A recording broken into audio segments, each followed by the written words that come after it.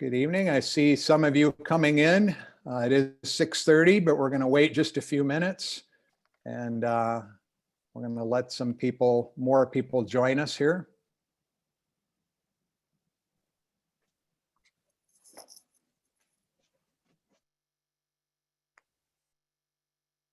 So as you're joining, I will let you know we have about 30 minutes or less of presentation, and then we'll be having question time at the end.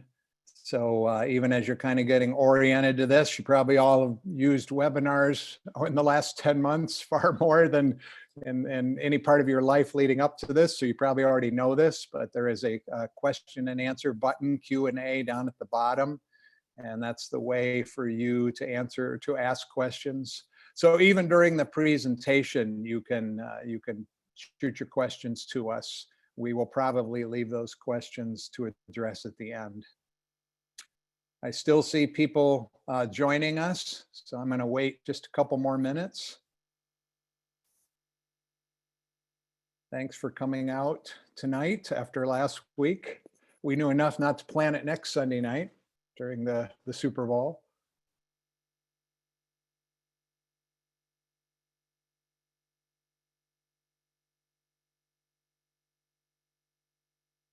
I'm going to wait about one more minute.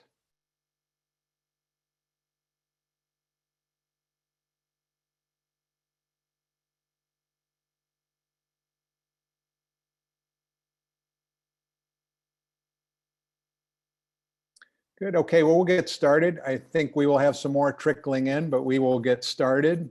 And this is being recorded, so even for people who are joining us later, we'll post this and they can watch the early part, the recorded version of it. Once more, if you have questions, we're going to have about 30 minutes or less of presentation, and then we're going to have a question and answer time. You can ask your question at any point. We'll answer them at the end, but you can use the little Q&A function down on the bottom of your screen, kind of over towards the right side. And when we get to the question and answer session, we'll go through those at that time. So let me put up kind of what we'll be doing tonight.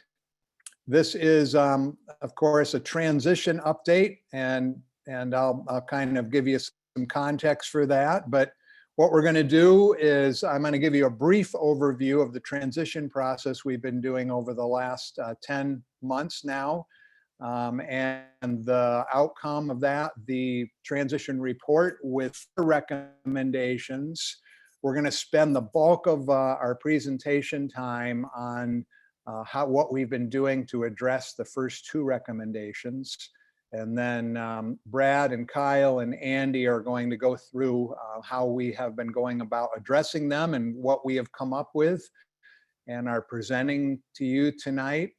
You know, I would let you all know that what we're presenting tonight is very tentative, and we want to hear from you and we want your input. And so nothing is final. In fact, much of this changing mission and core values is actually involves a constitutional change. So as we move forward with this, this is the first step, just listening and getting input. And then we'll close with what we're looking at in vision and take some questions and answers, or some questions. All right, so let me just give you a brief overview of the transition process. This is really is my main thing about what I am here to do is help Calvary walk through a process of examining what needs to be looked at in preparation for not just your next pastor, but for the next season of church life and ministry if the Lord tarries. So that began down at the bottom of the screen with the church health survey. When I first got here, just as COVID was hitting, we administered the church health assessment tool, the chat survey, in March and April. We kind of finished that up at the end of April. And all the results from the church health survey went to the transition team. And the members of the transition team met weekly or almost weekly from May through August We went through a number of evaluative exercises, including thoroughly going through the church health survey. And then from that transition team meeting process, a report was issued, the transition report. By the way, copies of that continue to be available. They're always on the table as you come in on Sunday mornings, right inside the door. They're available in the office during the week. So you are welcome to a copy of the transition report.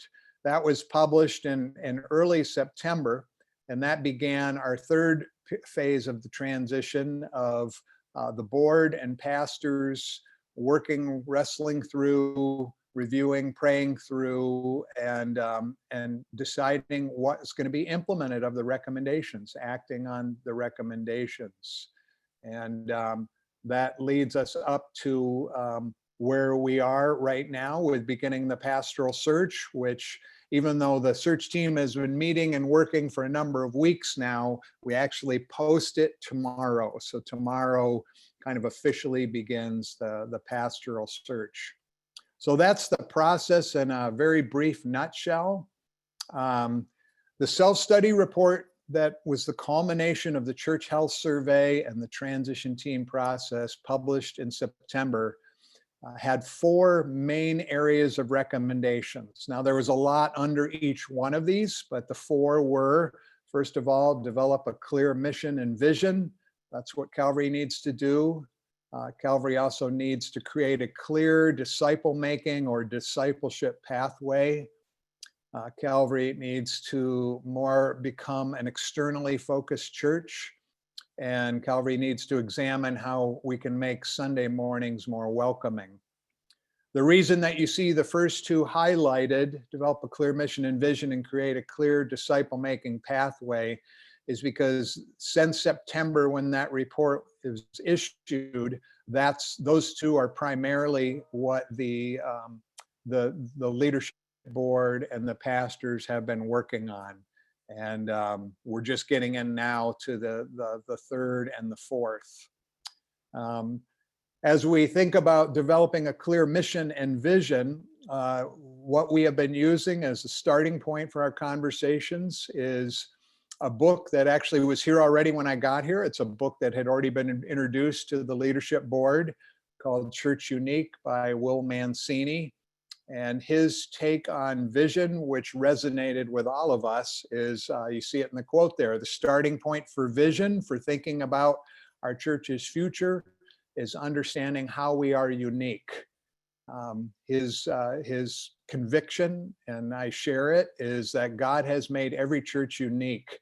And rather than a church trying to be like some other church, understanding how they are uniquely made, the unique giftings that they have, how their unique history has created a unique DNA, that's where you begin in thinking about vision. So there are 4 kind of definitions that Mancini uses, and as we go through the next couple points that Brad and Kyle and Andy will be covering, these definitions will be important.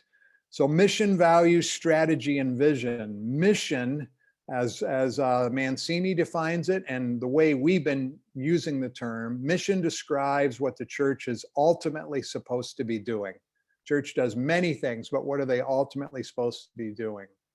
Values, or core values, are the shared convictions that guide the actions and reveal the strengths of the church. They guide how you spend money. They guide how you staff the church. They guide what kind of programming and ministry philosophy that you use. Strategy is the process of how the church is going to go about accomplishing its mission. And vision is God's better immediate future for the church. What is God? Where do we sense God is leading us in the next season of ministry? So those terms are going to be very important. And we're going to go to the first one now. I'm going to turn it over to Brad to talk about mission. Thank you, Dan. So as someone who's been at Calvary for over 40 years now, I'm looked upon as the historian of the leadership board. So that's why I was assigned to talk about the history of our mission statements. As you'll notice, even over the last 20 years, the wording of our mission statements have changed. That's somewhat a reflection of the leadership at the time and also the life of the church at that time. Still, there's much in common with all these statements, and this was taken into consideration as we formed our proposed mission statement. Next slide. So as Pastor Dan Worthman has explained before, the transition process includes a look back at our history, a look around at our current state, and a look forward at where we believe God is leading us. The leadership board and pastoral staff met for a retreat last fall to look back, to look around, and to look forward. And out of that retreat came the proposed mission statements that's displayed in the center of the screen. In Church Unique, Mancini says that the mission statement answers question 0, why do we exist? And you can see our mission statement is anchored in the Great Commission, that we are sent to make or multiply disciples, and the Great Commandments, to love the Lord and to love our neighbors. And you'll notice that we haven't nailed down whether it's to make or to multiply disciples. And so we'd appreciate your prayers about this as we wrestle with making a final decision here, and we'd also welcome your input on that. Next slide.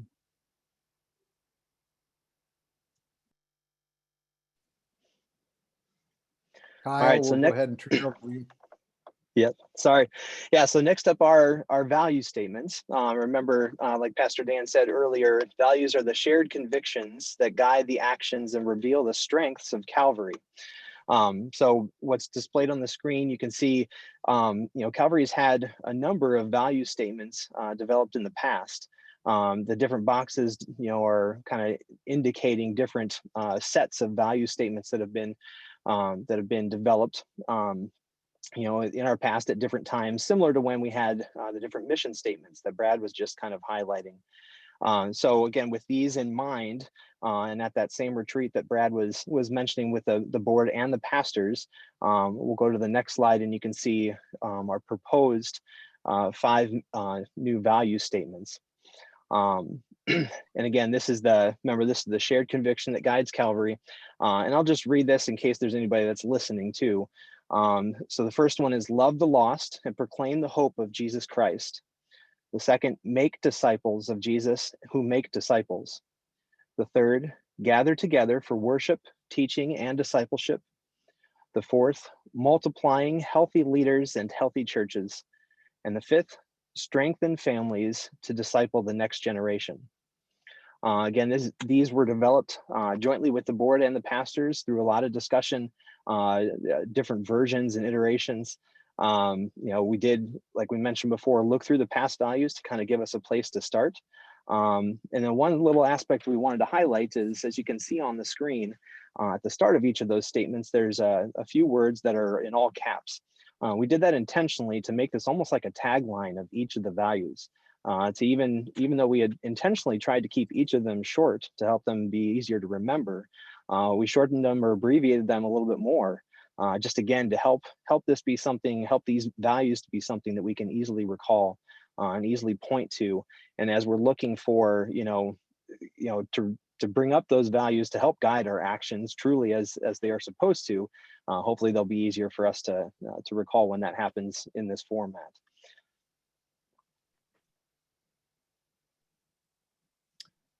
So go on with strategy with Andy. Yeah, so next up here is strategy, which, if you recall, is the how. How are we going to accomplish our mission? And so this is a visual representation of that strategy, or a strategy map, if you will. And kind of brings in elements of all the things that we've been working on: mission, vision, values. I'm gonna bring this slide back in a little bit after we've talked about some of the other elements and just touch on them at that point. But the main thing here, the how we're going to accomplish this mission, is by gathering together, growing together, and going together. And you can see elements again from the mission that we've talked about, and bringing in those values.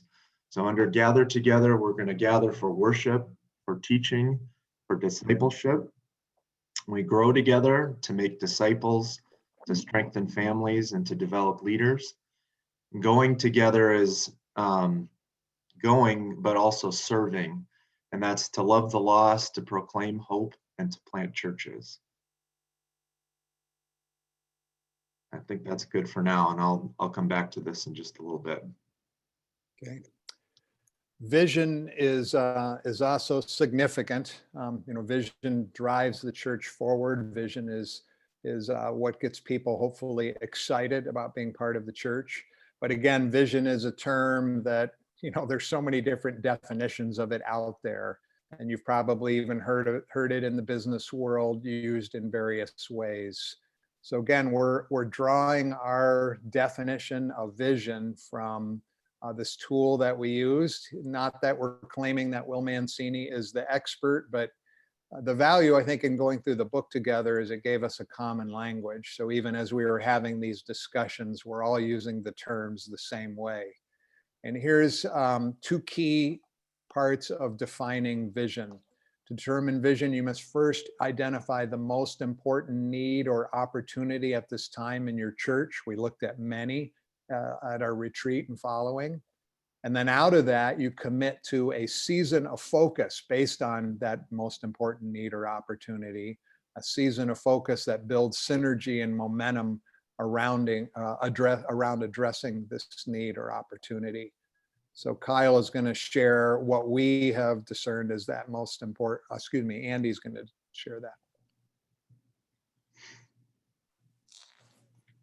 Yeah, so again, in light of that sort of definition, that season of focus, that better immediate future as kind of that definition for vision, as we've gone through the church health survey, the transition team, analyzing that data, meeting together, going through their process, and then kind of passing on that information into the board and the pastor retreat and our ongoing meetings since then. We've continually had this theme come up over and over again about disciple making.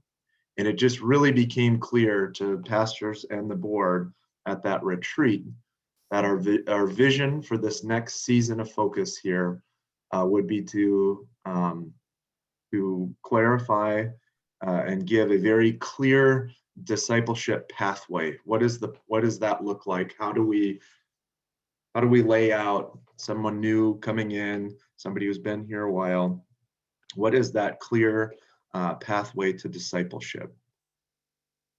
And so that is, the overarching strategy for how we'll make disciples. We're still a work in progress, but it was actually through this, trying to find and create a clear map that we actually stumbled on or came up with the strategy map as we tried to get into those visuals. No, you're good. You can go on, Dan.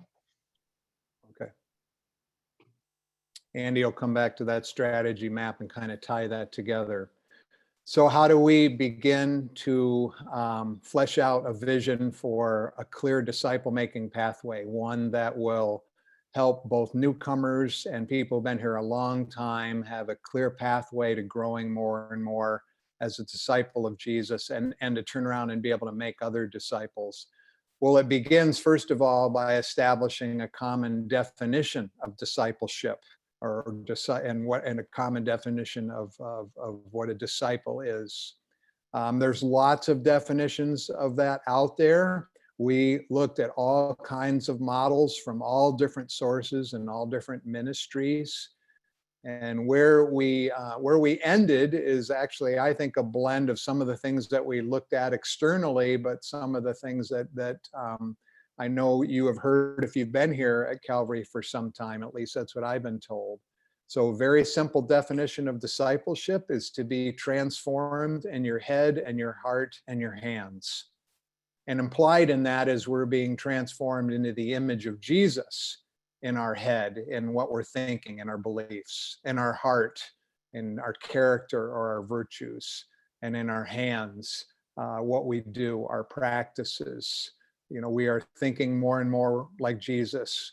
Our heart is being changed more and more into the heart of Jesus. What we're doing with our hands is more and more what Jesus did. So it is a simple definition, but that's part of why we like it, because it's memorable. And you can think about it in these three aspects of beliefs, virtues, practices, or head, heart, and hands. Now, you see under each of those, you see listed 10 bullet points. I'm sure if we had a huge church meeting and everybody participate who wanted to, if we talked about, well, what are the essential beliefs, what are the essential virtues, what are the essential practices, you could come up with hundreds. We were looking for what is kind of, even what I mentioned in this morning's sermon, the core.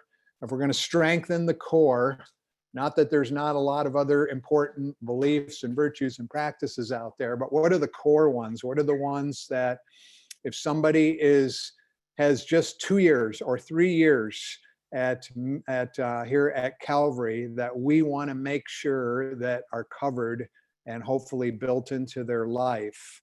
That's what we're thinking of as the core. And after looking at many models, we actually drew this model from something that was already being used at Calvary. This same model, if you've been through the leadership development cohorts, you might recognize that, because that's where we got it from. But and then we adapted it to that definition of discipleship. So we have come up with a common definition of discipleship. We are now currently, we even have a meeting tomorrow night on this, on the second step in developing a disciple-making pathway. How do you intentionally pursue it? If that is our core and we want to strengthen our core, do we use mini congregations? Do we use women's and men's ministry? Do we use preaching? Do we use youth ministry, small groups, and all the ones that are not on this slide? In other words, how do all of these, or do all of these, fit into directly contributing to strengthening that core? That's what we're presently talking about.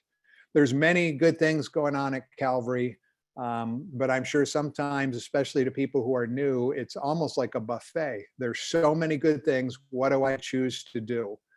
We're even wrestling through, if somebody, a family has just 2 or 3 hours a week that they are able to give to growing in their faith at Calvary, where would we want them to spend those hours? Assuming one of those hours is being in worship, where would we want them to spend the other 2 hours? So that's what we're wrestling through right now. How do we coherently bring some order and tie these together, or determine which ones are going to be the primary vehicles? So we don't have that question fully answered right now, but we're fully engaged in those conversations, and we would love for you to pray, and as you have input, if you would like to provide input on that. But that brings us back to this strategy map. Yeah, so like I touched on a little earlier, this map really visually pulls everything together. So the cross of Christ is central, at the very center of all that we do and are. We've got, our head, our heart, and hands coming from our common definition of a disciple, and where those elements maybe fit a little bit more strongly in gathering together, growing together, and going together. And we've got, from our mission to make disciples, to multiply disciples, passion for Christ, compassion for people. This again pulls all of those things together. So that's where we are. If you remember back when I showed you the 4 areas of recommendation, I had the first 2 highlighted. Those are the 2 we've been working on since the report was published in September. Now I've highlighted the second 2. Even though we are still working on the disciple-making pathway, we're far enough along in that we are just now beginning conversations on these second 2 areas of recommendation. What does it mean for us to make sure that we are looking outward, especially, if you would agree with me that the way our culture is turning, less and less people who are unchurched are going to walk in our doors. And so what does it mean to be externally focused and to pursue, to go out and take the gospel to them and serve them in the name of Christ? And then secondly, and kind of intertwined with that, how do we make our Sunday mornings more welcoming? So people who are walking in who've been burned by church in the past, different church experiences, or coming from an unchurched environment, they feel welcome. They feel that this is a place they want to stay and explore and get on that disciple-making pathway. So those are the conversations that we are in right now. We know we gave you a lot of information right there. We'll post these slides on the website. I would note one thing before I open it for questions. The mission and the values in particular, they're in our Constitution. So there are present mission and values in the Constitution, and they're not what we presented to you tonight. They're some of the more historic ones. So that will involve a constitutional change. We will be working towards that, but a slow process where, like tonight, we lay it out, we listen, we take input, we consider that input. We will probably come up with some other ways to have more opportunities for people to give us input. But at some point this spring, at least my goal is to bring this forward to you in constitutional amendments so we can amend the Constitution with this new mission and values. We would like to, even though we know that the new incoming pastor is going to contribute significantly to the vision, we would like to have that mission and core values and strategy pretty much in place, even as we get down to interviewing our final serious candidate. So that's the fire hydrant treatment tonight. I know you got a lot there, but we'd like to open it for any questions or any comments at this point. So if you have a question, just shoot it into that Q&A and we'll take the questions, and any member of the board may speak up in answering them.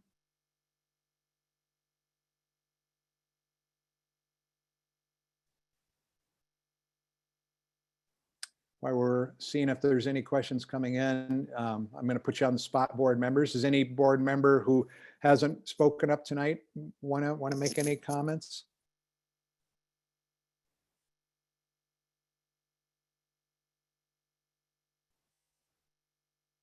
Yeah, I'd just like to say that, that in the experience in some of the small group stuff that I do with Connect and some of the other places, that that this discipleship pathway piece especially is something that a few people have noticed is missing and are something that they're really looking forward to. So I'm really excited that the leadership team and that Calvary in general is moving in a direction of seeing where God is taking us and actually making the steps to do it. So I'm really excited that we have the opportunity to present this to the body tonight and to see where people are at with it, and just to get some feedback as we move forward and trying to be a church that's really going God's way. Thank you, Josh. Just an easy way, if you want to individually give input to the board on any or all of this, is you can email all the board at once using the email address leadershipboard@calvaryefree.church, leadershipboard@calvaryefree.church.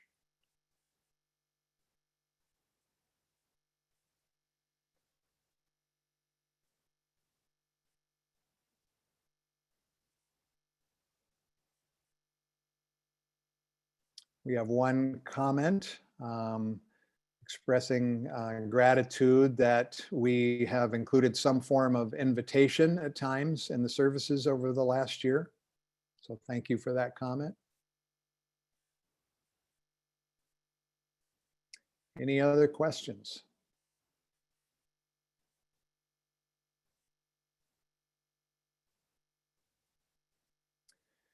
Here is another comment. My preference is making versus multiplying disciples because that is closer to Scripture. Of course, she's alluding there to what we think of as a Great Commission in Matthew 28. And making leaves the meaning open to maturity, whereas multiplying seems to refer to numerical discipleship, to quantity. So a maturity versus quantity distinction. So thank you for that input. Yeah, that we are wrestling with that, right now. We'll be talking about that more tomorrow night at our meeting, multiplying versus making. So any others of you who have input on that, we would love to hear from you.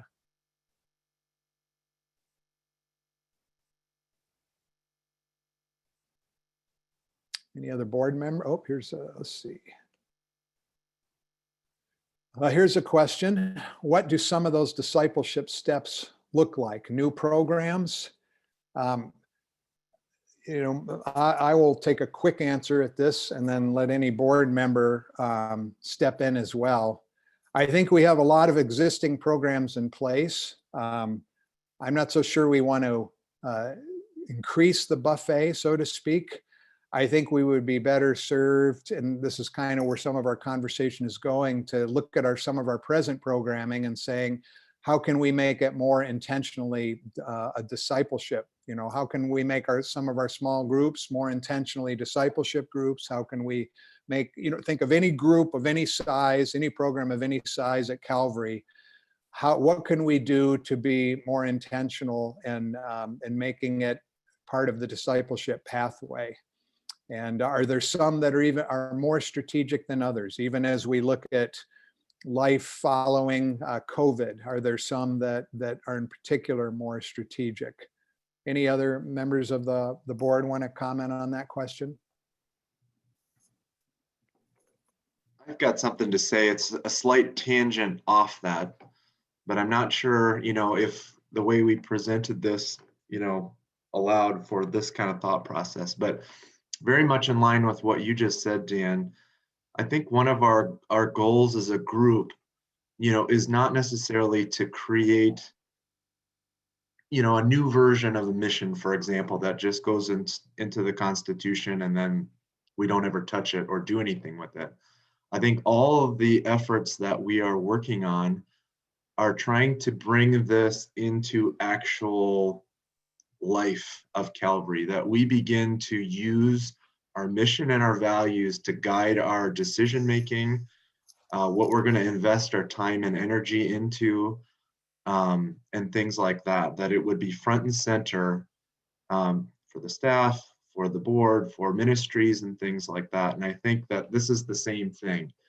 It's not necessarily to create additional competing programs to do this sort of on the side, but to try to leverage what we already have in place to really get kind of laser focused on, is this meeting the mission that Calvary is called to? Does this line up with these values that we've identified and kind of our core of who we are?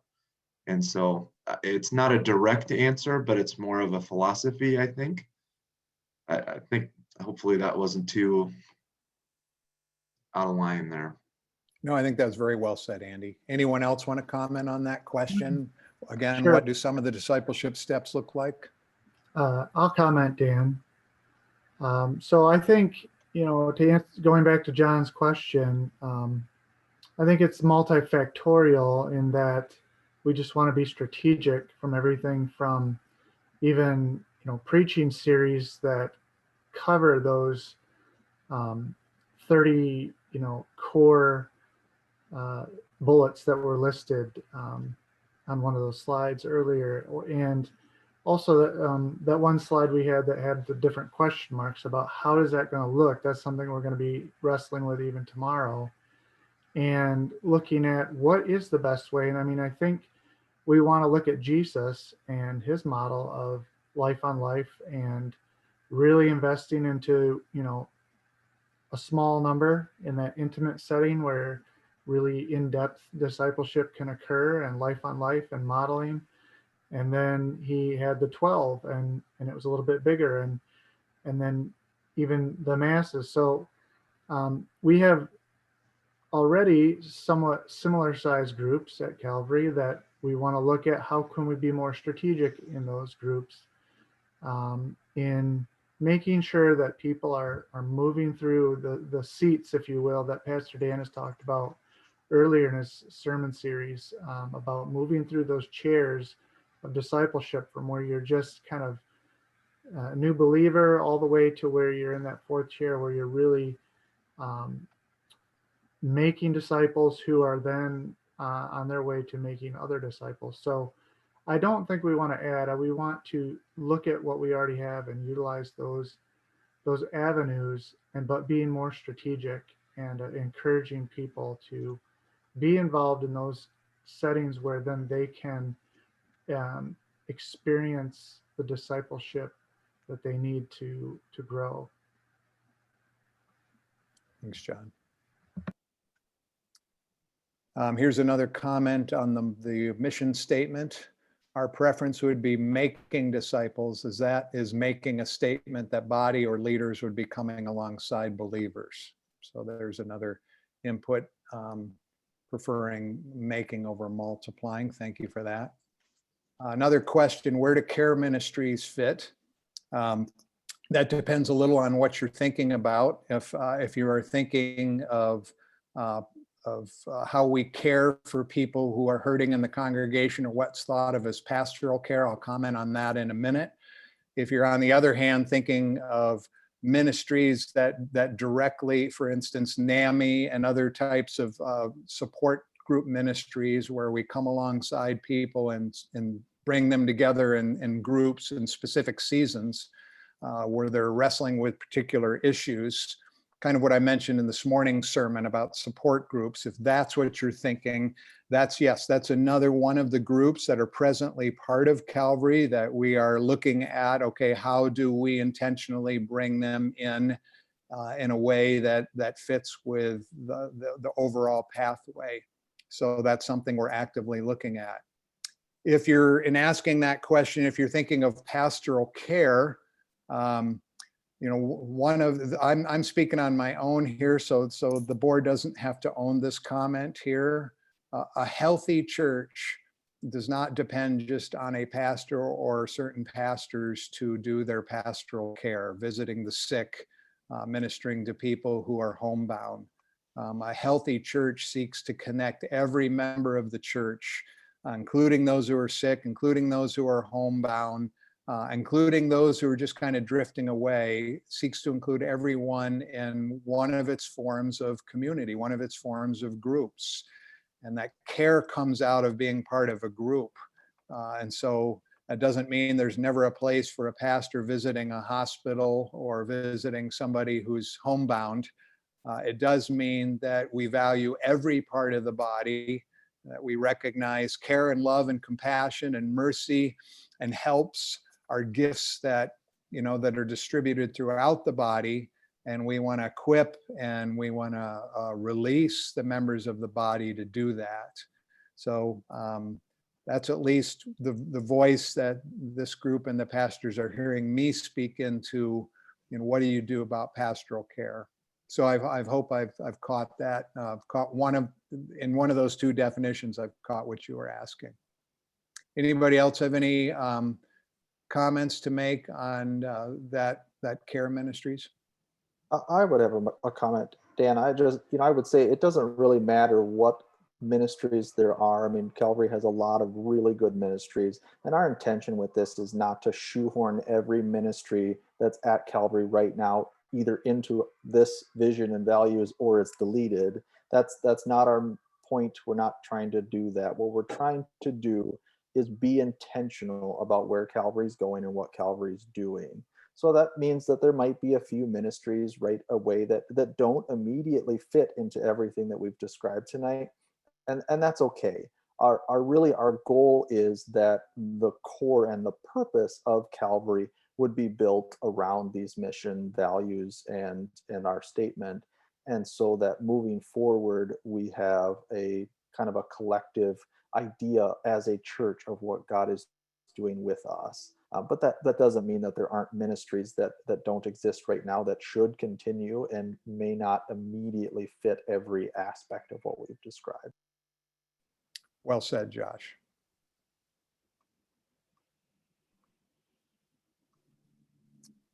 Any other board members want to comment on that or anything? And anybody else want to ask any other questions?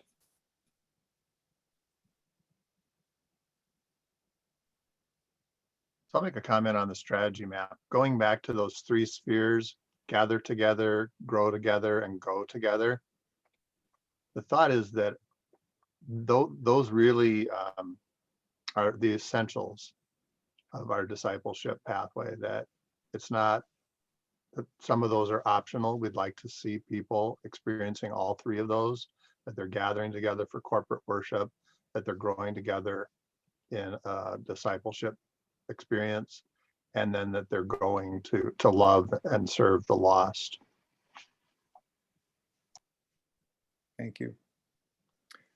Another comment, a suggestion. I'm just going to read it. It's excellent.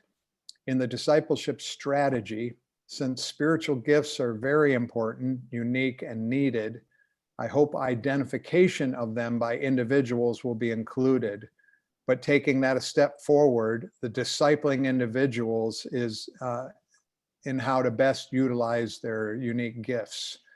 So yes, the identification of spiritual gifts, and then as part of the disciple making process, helping people as they grow as disciples to determine not only what their gifts are, but how they can best utilize their unique gifts. Excellent point. Something that has come up at different points in conversation, and that very good input for us. Thank you.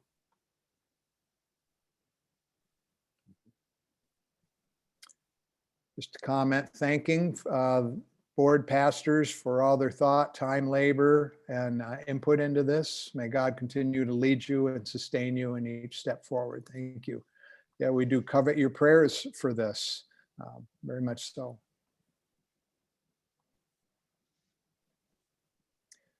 There's also a Well, we're comment in coming, the chat. go ahead, Josh.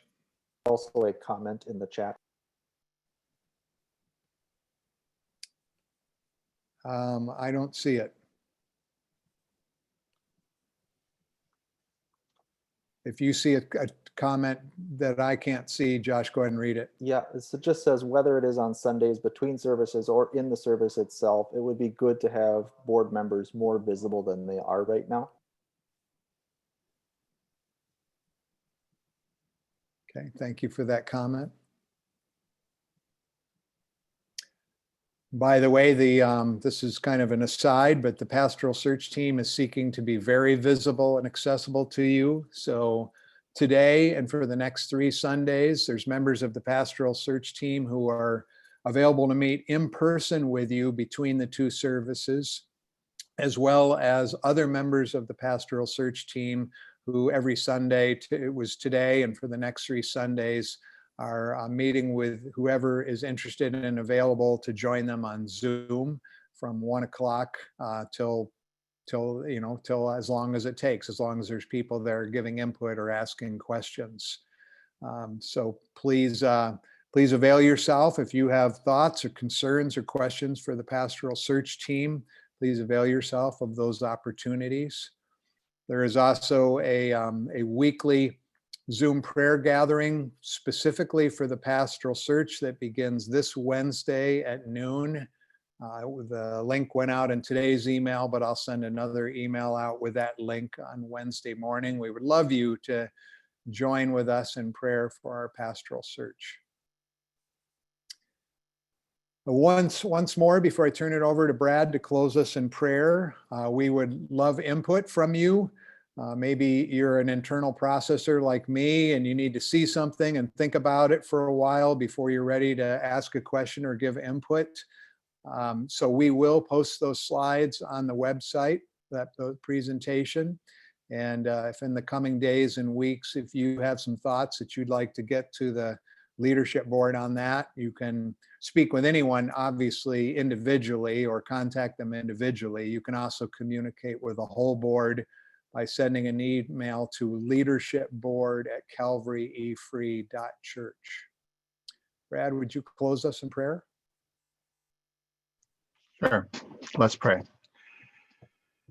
Heavenly Father, we thank you that you are a God who knows us intimately, both individually and corporately, and that you have gifted us both individually and corporately, and that you have done that for a purpose. And so help us to clearly understand why we exist as a church here in Rochester, Minnesota, how you have uniquely gifted and positioned Calvary to further your kingdom.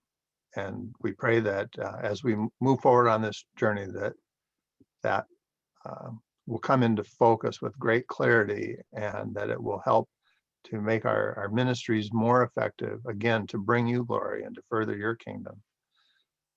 We also pray for the pastoral search team as they post the opening tomorrow, and as we begin to receive applications, that you would guide their discussion and decision making, that you would give them unity, and that you would work through this process to bring our next lead pastor to Calvary.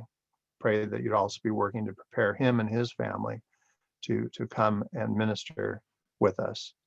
So thank you for each of these men, our pastoral staff, and those that have been a part of this process. Pray for your blessing upon them, and that you would guide, direct, and bless us as we seek your will. In Jesus' name we pray. Amen. Thank you. Thank you all for attending tonight, and